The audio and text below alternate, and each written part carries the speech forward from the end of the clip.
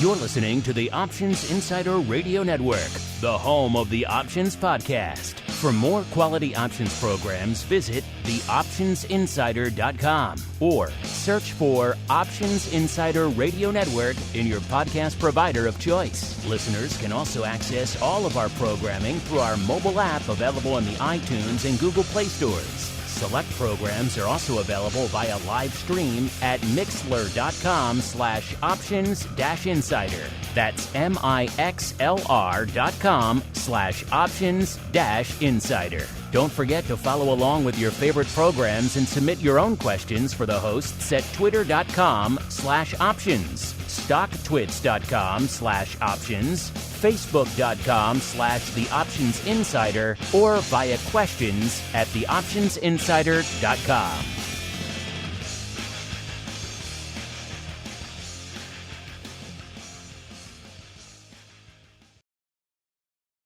Good afternoon, everybody. Welcome back from what I hope was a tasty lunch. I hope you're nicely energized for our afternoon sessions. We heard a lot about retail this morning, and now we'll shift gears a bit with our first session this afternoon and hear from investment managers.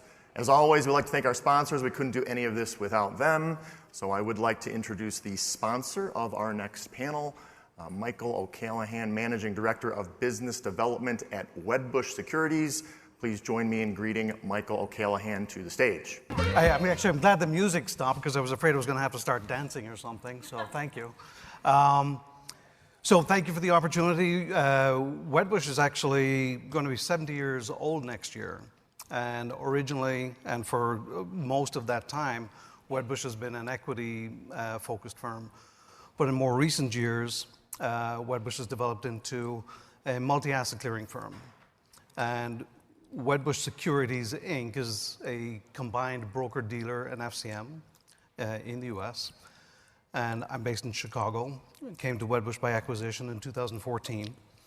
So the multi-asset clearing angle is equities and equity options, fixed income clearing, futures clearing, and foreign exchange is the most recent addition to that clearing suite. And actually, the FX business was a business we picked up from Jefferies. And the moderator for the panel here this afternoon is Joe Lewis, and he's head of corporate hedging for Jefferies. And I'd like to introduce him. He's going to come on out here and bring the rest of the panel. And thank you very much for enjoy your time. Thank you. How are you guys doing?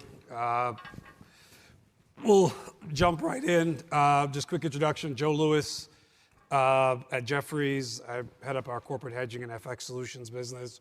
I'm always saying at these things, I'm the fixed income guy in the room. But what we have today, we have a really good panel. We've talked prior to this, and I think you guys will be really happy with what they have to share. I'll start at the end and have everyone introduce yourselves, and we'll switch it up a little bit from what I sent out as notes, which was awesome. Where you work, what do you do there, and I think I wrote why you love options, but I'm going to switch it a little bit and go sort of like what was like one of your early nicknames in the business.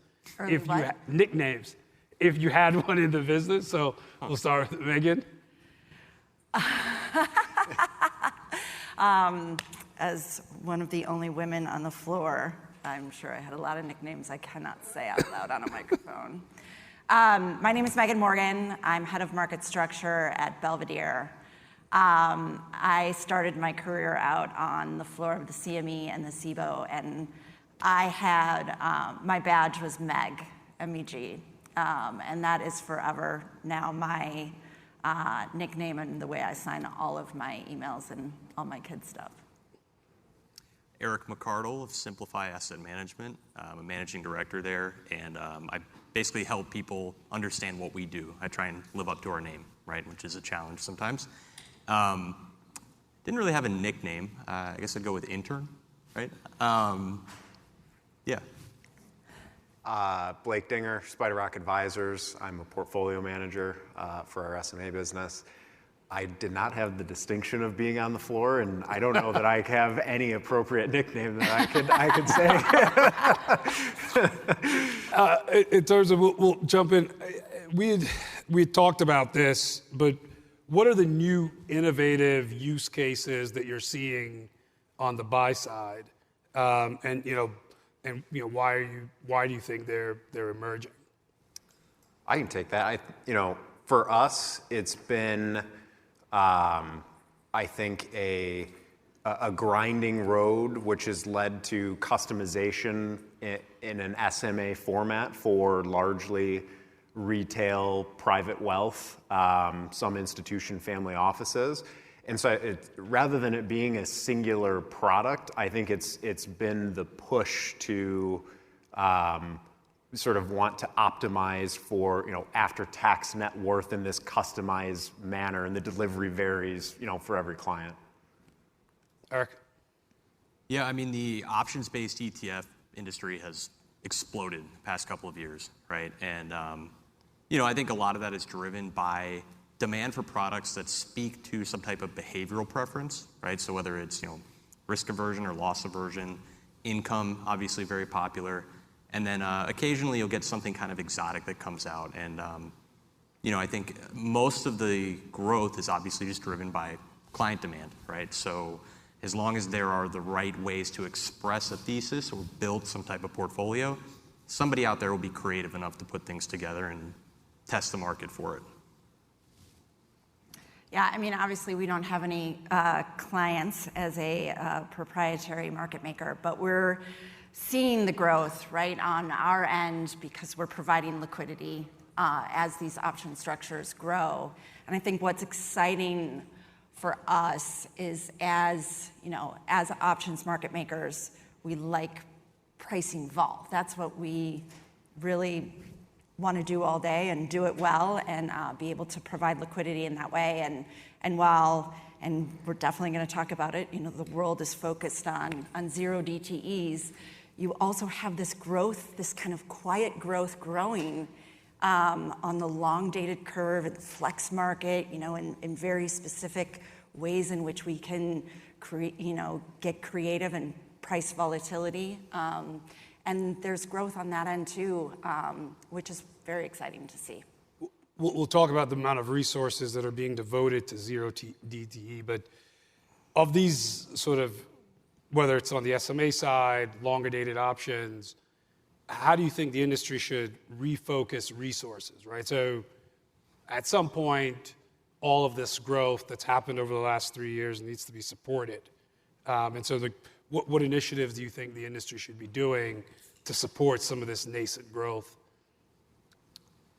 I think education, we talked about this, for us, our best clients are educated clients. And I'll cut you off a little bit. When you say education, obviously everyone here knows options, so let's say everyone here is well educated. Sort of specifically, where in the ecosystem would you like to see the education, the resources for education? Yeah, it seems to me, based on what I've heard here this morning, that there's a ton of time and effort that's being spent to educate the end retail client.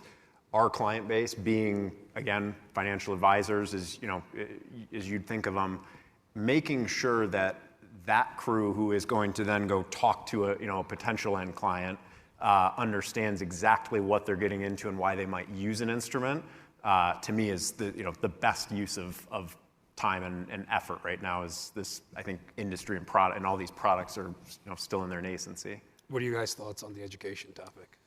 Yeah, I mean, I think that everybody always comes up here and says education, education, education, right? And it's the implication is that we need to educate the end client.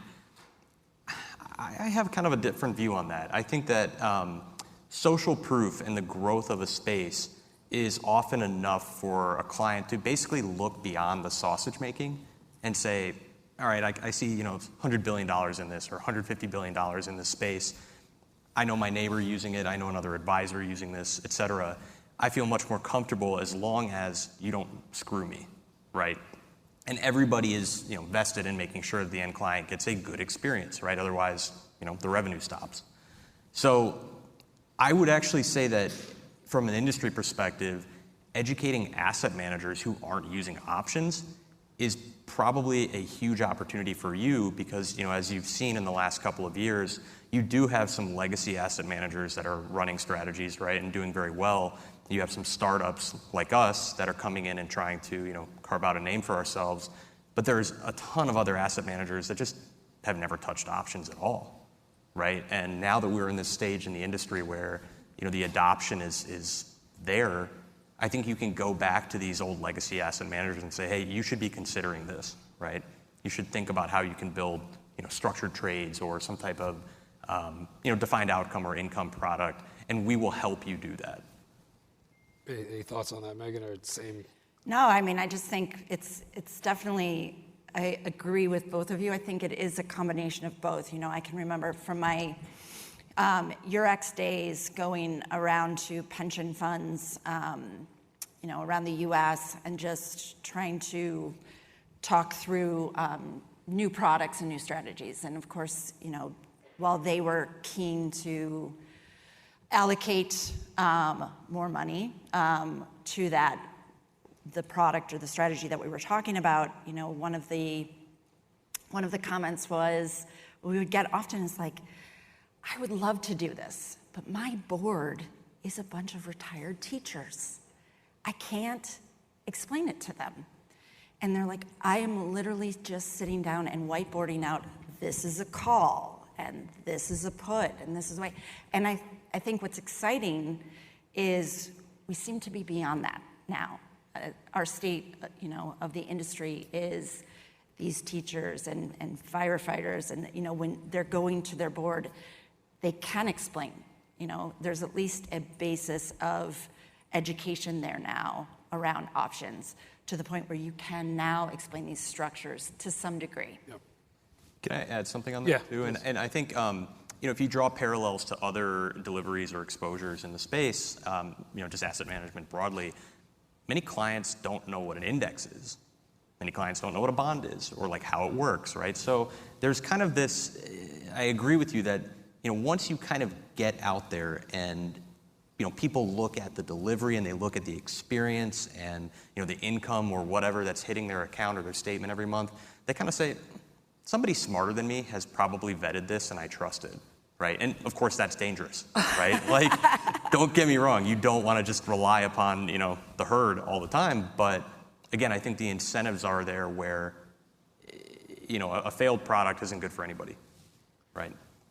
Everyone's talking, let's sort of, what we're not saying, it feels like, is what is the risk from your side to the growth that we've seen over the last 3 years, right? So obviously we should do education because that helps, but that probably helps with growth. But as you think about your time, what are you afraid of in terms of that disrupts this sort of growth and the hockey stick that we've seen over the last couple of years?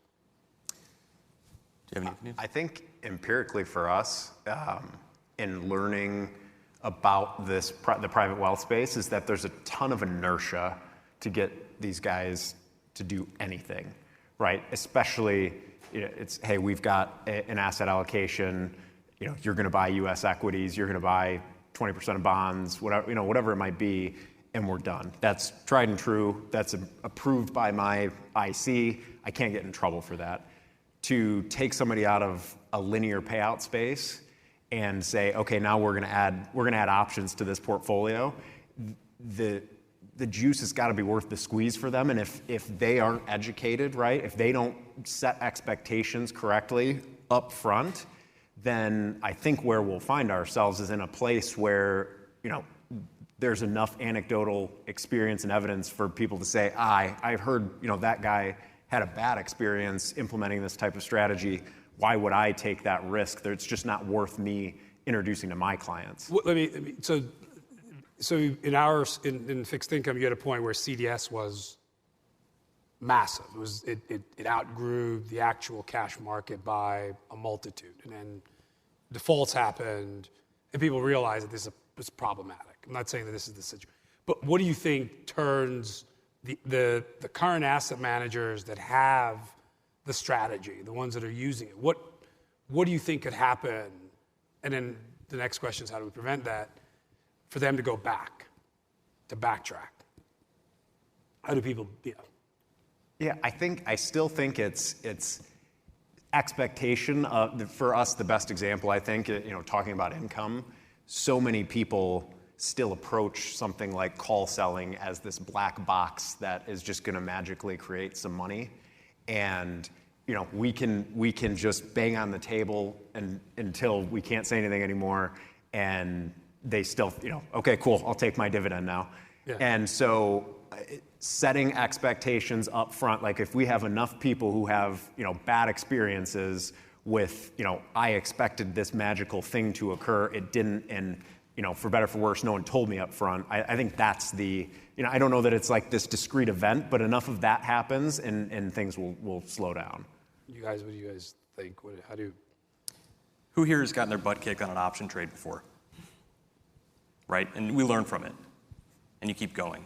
In a butt kicking, to be PC,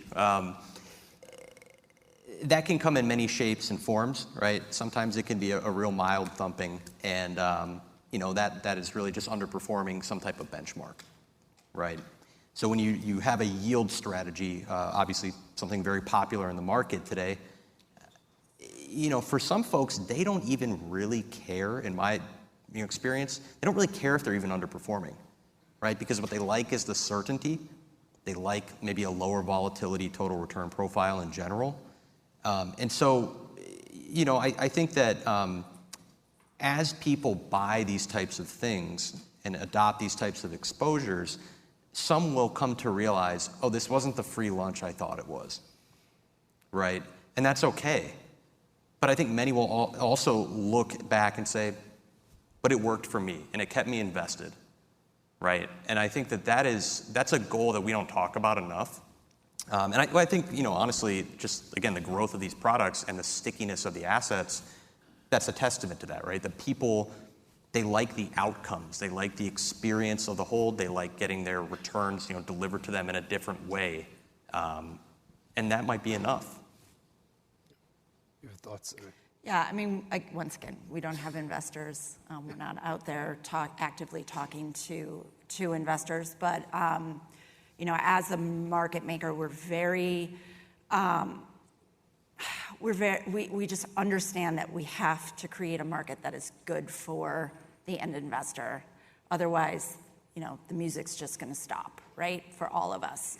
And, we are actively working with new products, with the exchanges, with the, as liquidity providers, making sure, not designing something that's best for us, but is best for the end customer, because that will ultimately benefit us, right? So that's kind of the approach that we take, and really want to make sure that, we're not growing the market for growth. We're, helping grow the market to be sustainable over time. Now the big question, the zero DTE. You just can't avoid it. So everyone has to talk about it. I won't even ask the question. Just say what you'd like. It's funny, for all the talk I hear about it, we really don't have or find clients coming in on the regular to us to say, even for education purposes, let alone I want to do something in the space. We don't offer anything in the space. Like, our book is pretty plain vanilla. We're short call, long put. And so you start to run into tax issues with even selling calls, that shortened time. I frankly compare it to just walking into the casino, if I'm being honest. Like, there's no vol trade to it. I know there's a ton of interest, but we haven't. It's sort of, someone said yesterday, like, even the market makers have their own groups for it. It seems to be siloed off and just not, as much as I'd like to think we're everywhere in the space, we haven't seen or heard a ton of direct interest in it. Yeah, I would echo that. I think that, there's this sentiment that there's a retail trader somewhere, dumping $1 million on a zero DT option and doing it over and over, right? And I'm sure there are people out there doing it. I've talked to a few, and obviously that can end really poorly. But, in like the 40 Act space, or in just, again, the product development and delivery, we don't really see a demand for that type of exposure. Now, there are some new products in the ETF wrapper that focus on zero DT vol selling or position selling, and we'll see how they do. I mean, I think they're fairly new. People chase yield, right? So if you spit out high distribution figures and you don't blow up, I'm sure there will be a market for that. But of course, we know that one day it will blow up. And then the question becomes, from an industry perspective, was enough done to protect the little guy? And I don't know how you answer that. I think you will have to go through some type of experience where, something that is publicly traded or on exchange has a really crappy day, and the press makes a week of it, and then a regulator or a congressperson who's looking to get their time on the news is going to go talk about it too. But I don't know what comes after that. So it almost feels inevitable to me. Megan, you talked about the resources being devoted to this. Yeah, I think it's a big part of our market, right? It's a big part of the volume, and it keeps growing. So we as liquidity providers want to be there.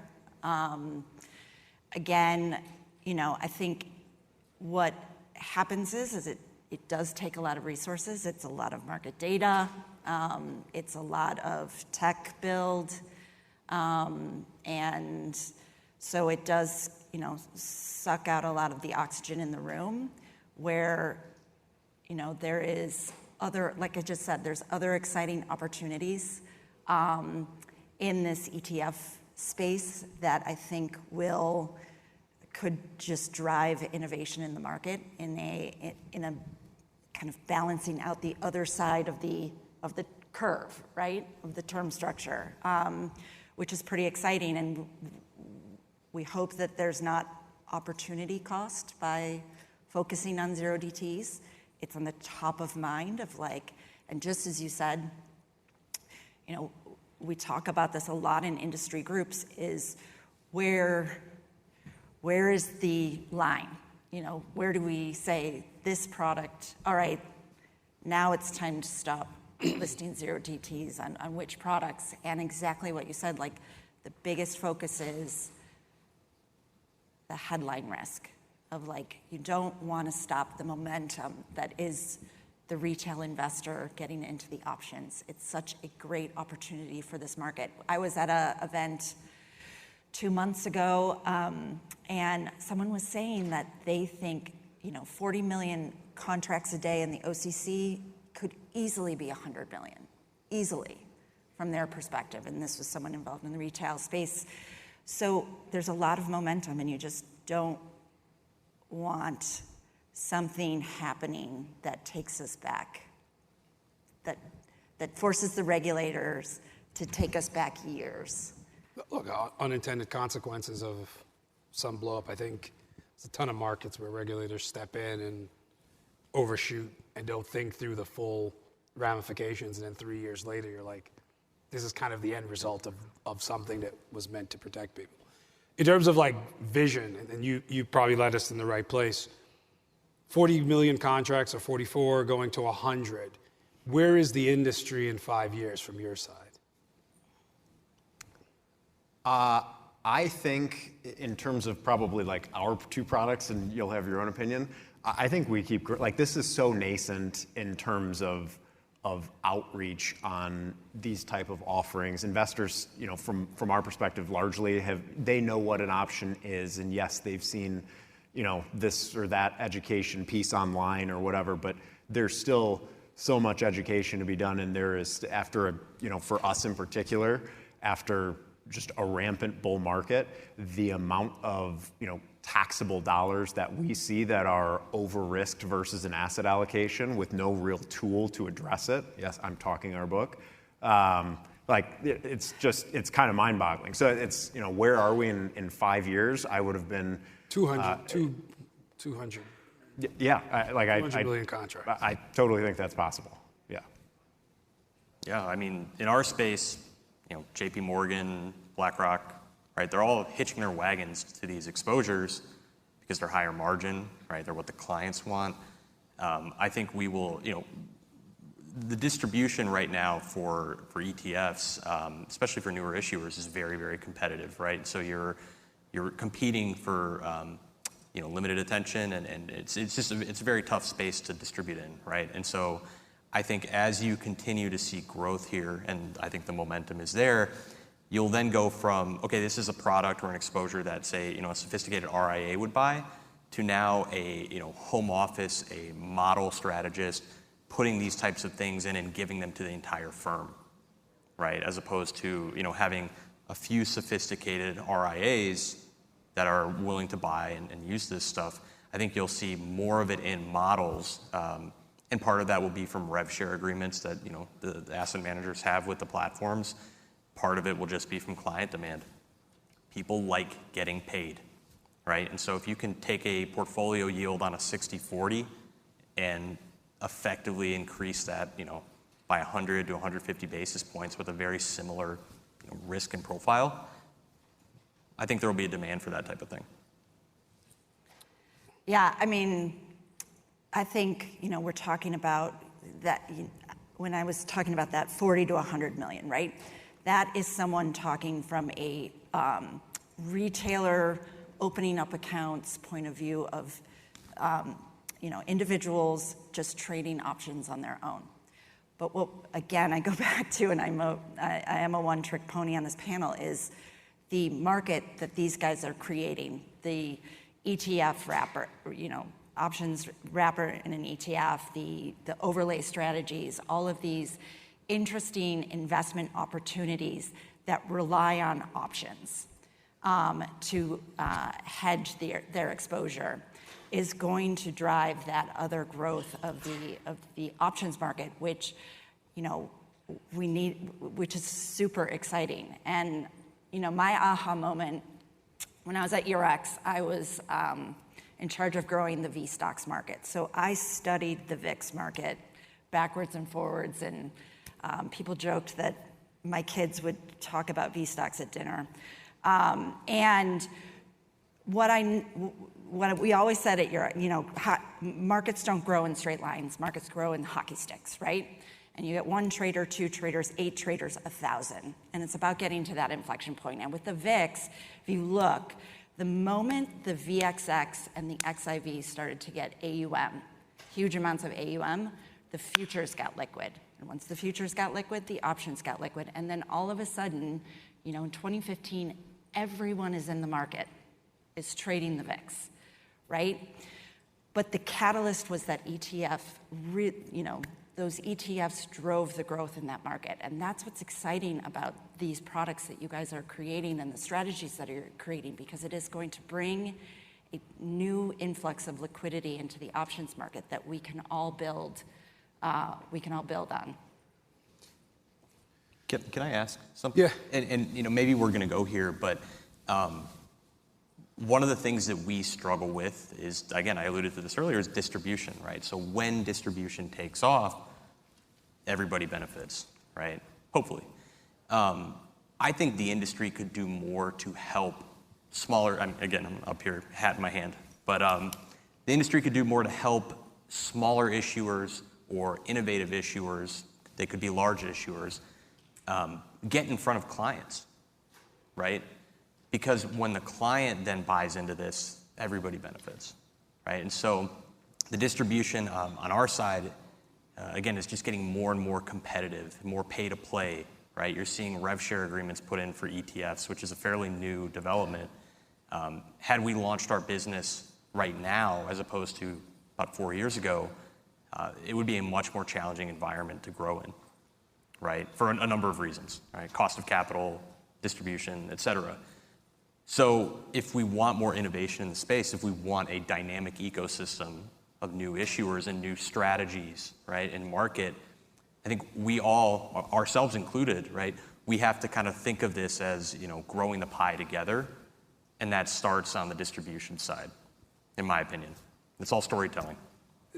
So what you're saying is, look, I've always, people, my son asks me, what I do for a living, and I go, I run a team of nerds, right? Because and I ask people over time, why did I do options? And I said, look, I did it because no one wants my job, right? I came with a bunch of kids and they wanted to do equities and they wanted to sell bonds. And there was I remember it was couple of mathematicians and some physicists sitting in this corner doing derivatives, and they were like, yeah, that doesn't seem sexy at all, right? And so I think what we're talking about, the thematic here is that it feels like it needs to be more accessible. You need kids coming out of school, you need people in the industry saying options are a real path forward, right? I love everyone here, but it feels like everyone knows everyone, and everyone's been at different firms over time. But we need to expand the ecosystem of the professionals. If that's what I'm hearing from everyone, is that if there was a kid coming out or someone in the industry that said, look, I just want to do options, and this is like my path, my career, I think would be helpful in creating more. It's a fragmented market, right? The RIA market is extremely fragmented. The money management market is extremely fragmented, and you're trying to change that. We have more questions, but I'll pause here and see if there's any questions in the audience. Here, we have one in the front. There we go.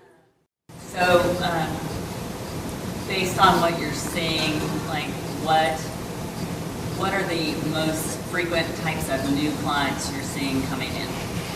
So for everyone, it's based on what they're seeing in the market. What are the new sort of marginal client coming into the market? Where are they from? How are you sourcing them?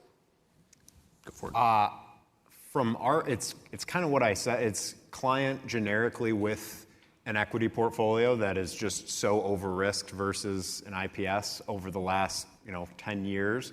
How do we address this, right? From an advisor, we have no tools or no sufficient tools right now to do a whole lot of anything with this. So I'd say, probably 40% of our business is directly addressing things like concentrated stocks. So Mag 7 right now is the perfect example of, hey, I have this security that all of a sudden makes up 80% of my net worth. I'm 90% allocated to equities, and I'm 75 years old. What do I do? And so that's what we're designing. And I don't want to pay taxes. Yeah, yes, yes. Let's set the other part, right? That's the key part. Like it's 90% of my portfolio, and I don't want to pay the taxes. So what should I do? Right? Yep. Yeah. We see about 70% of our flows from RIAs. And so these tend to be more sophisticated, generally, a little bit more entrepreneurial, or willing to try newer products. How do you guys find them? We just annoy them to death. No, and we talked about this a little bit backstage. I think that one of the challenges with these types of exposures is, you have to start with the lowest common denominator from a marketing perspective. Right, so what do people understand? What does your grandmother understand? Yield, downside protection, right? So speaking to them about the benefits, sometimes that's even just performance, right? And really focusing on performance marketing when we can, that drives business, right? So that's important. You need to kind of put that out there. You don't want to do it in a way where it is optimizing for the yield, for example, right? Because that's a very dangerous thing. We know that yield is not total return. A lot of investors believe that, unfortunately. But again, it goes back to the mistake that they'll make eventually, and they'll figure it out, and they'll decide, okay, is this worth it or not? The other thing, retail is a big part of the business, but we are increasingly focusing on institutional clients to get them to look at the ETF wrapper and say, okay, if at the right price with daily liquidity, et cetera, this is a compelling offering for us. We don't have to have 3, 4, 5 people or consultants on our internal teams handling this type of allocation, right? And we can do more and more using listed options. We do a lot in the OTC market. We do futures, right? So that I think is a huge opportunity from an institutional perspective to get assets over into public-facing products. Where you see? We don't have any. We don't. So let me ask you a question. This is interesting as we're talking about the market. Social media.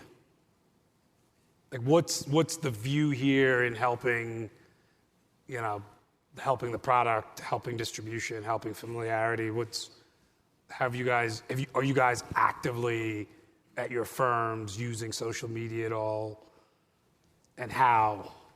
We're very active, very active. What do you do on social media? Hopefully not like Again, maybe photos. too active, right? I don't want to. I don't know. But Cat photos with Delta and Vega. there are issuers that do some pretty funny stuff. I'll put a name out, Direction. They have a really interesting marketing team, so go check out their social feed. But thinking about how the media landscape has changed in the last 5 years, we feel that it is a great time to basically disrupt how you market, right? And so going to the consumer directly via LinkedIn, Twitter, or X, or whatever we call it now, being very intentional about using like search marketing, right? So thinking about how might somebody wants something, right? How might they search for it? I want income. I want monthly income. I want low vol monthly income. I want it in an ETF. Okay, great. You go search for that. We're going to be there, right? So we are hyper focused on constantly refining that type of what we call performance advertising. And again, if you do it the right way, if you do it on YouTube, for example, this is actually a great one. If you go to YouTube and type covered call or options-based income strategy, there are hundreds, if not thousands, of independent creators that, Joe Income or Dividend Snowball or whatever. And these folks have 20, 30, 40,000 subscribers. And you go, okay, I can advertise on top of this person's channel for 3 cents a view. That's a lot more effective than going to, no offense, I won't say any names, but like legacy media, right? Going and buying a commercial spot or, producing it, paying for airtime. So you can be very progressive in how you market, and that's how you get new clients, right? And, the GameStop stock, of course, I won't relitigate that, but that type of event draws eyeballs, right? And so then you just have to think, okay, where are those eyeballs looking? And how can I get our message behind it? Or how can I ride this narrative or help reshape a new one? So what I hear you say, I'm always going to rephrase. We need like cauliflower. We need a marketing team like cauliflower. Like you eat cauliflower? Am I the only one that's a victim of cauliflower rice? Yeah, cauliflower am I pizza? the only Yeah. I don't know when cauliflower rice became a thing, but whatever that marketing team did, we need to do. Yeah. That's our. You don't use it at all. I'm personally aware of the vol Twitter and all of the people on there. If I pretend for a second or portray that I'm a part of our marketing team, I'm going to have 4 or 5 emails as soon as I get off the stage. But I think, suffice it to say, we're aware of other mediums of distribution, and our use of them, I think, is still, it's a little bit of feel things out, but LinkedIn is an obvious one that I know we utilize. Yeah. Suffice it to say, you have to look at things other than, I'm going to go, buy some space in today's Wall Street Journal type. There has to be something else. Yeah. Buy a billboard? Yeah. And to that point, though, you mentioned vol Twitter, right? And I've learned so much on Twitter. And I tell my wife that so she knows that I have an excuse for being on the app all the time. But thinking about partnering with independent thought leaders on Twitter or on Substack, right? This is a new way to distribute. And oftentimes you get some of the smartest people in the world going out and doing things independently, right? And if you can support them in any way, whether it's directly advertising with them or finding ways to empower them and bring them on panels or bring them in front of other investors, right? It's all you can reciprocate. And I think that's, again, it goes back to this growth mindset that we have to really constantly remind ourselves of and not get in a position of saying yeah, SpiderRock's a competitor. We don't want to do business with them, right? There's room for us all to grow and benefit. Before we close out, is there anything I didn't touch on anything that you'd like to add? And again, I'll open it up to the floor for questions. You guys have said everything. You guys feel like everything's off your chest. Listen, I want to thank everyone. For listening. We're about near the end of time, and want to appreciate. I think look, my takeaway from talking to the 3 professionals here is that as an organization, as an industry, and as a group,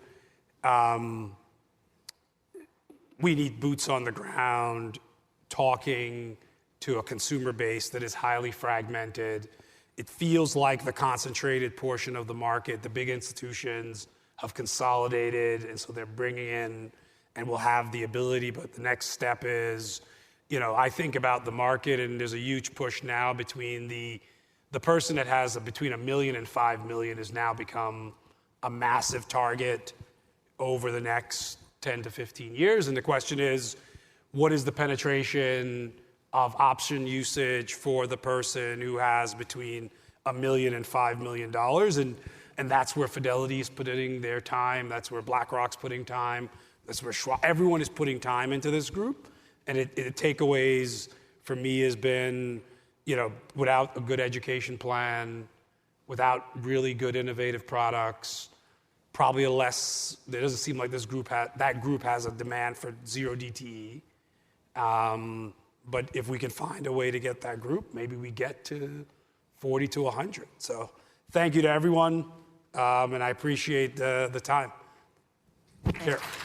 You're listening to the Options Insider Radio Network, the home of the Options Podcast. For more quality options programs, visit theoptionsinsider.com or search for Options Insider Radio Network in your podcast provider of choice. Listeners can also access all of our programming through our mobile app available in the iTunes and Google Play stores. Select programs are also available via live stream at mixlr.com/options-insider. That's mixlr.com/options-insider. Don't forget to follow along with your favorite programs and submit your own questions for the hosts at twitter.com/options, stocktwits.com/options, facebook.com/theoptionsinsider, or via questions@theoptionsinsider.com.